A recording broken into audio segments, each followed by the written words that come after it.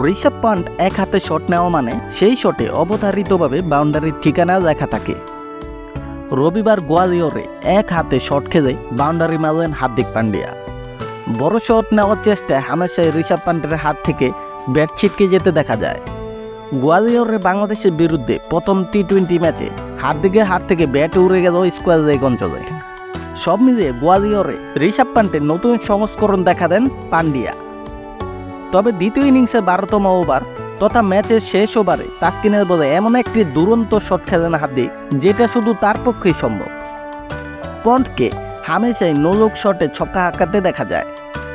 তবে কোনো ব্যাটার না দেখে র্যাম্প শট খেলেছেন এমনটা আগে কখনো দেখা গিয়েছে কিনা সন্দেহ। তাসকিনের ওভারে তৃতীয় বলে না দেখে র্যাম্প শট খেলে দেন হার্দিক। বল চলে যায় বাউন্ডারি লাইনের বাইরে। হার্দিক এক পলকও পিছনে তাকিয়ে দেখলেন না বলটি কোথায় যাচ্ছে। সে তাসকিনের দিকে নির্লিপ্ত চোখে তাকিয়ে থাকলেন। ওভারের পরের বলটি তাসকিন করেন ফুলটস ডেলিভারি। সজোরে ব্যাট চালান হার্দিক।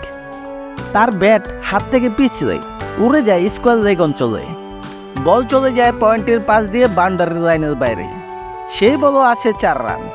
মিরাজ বুঝতে পারলেন না বলটা পয়েন্ট অঞ্চলে আসবে। সবাই ব্যাটের দিকেই তাকিয়েছিল। তখন কমেন্ট্রিতে হাসতে হাসতে রবি শাস্ত্রী বলছেন, ব্যাট উড়ে গেল প্যারিসে, বল চলে গেল লন্ডনে। আর তখন তামিম বলেন, মিরাজ চলে গেল ঢাকায়। ওই ওভারের পঞ্চম বলটি কার্যত থাপ্পড় মারেন হার্দিক। সেই বলে আসে 6 রান। ভারত ম্যাচ জিতে যায় সেখানে। অসাধারণ পারফরম্যান্স ছিল হার্দিক পান্ডিয়ার।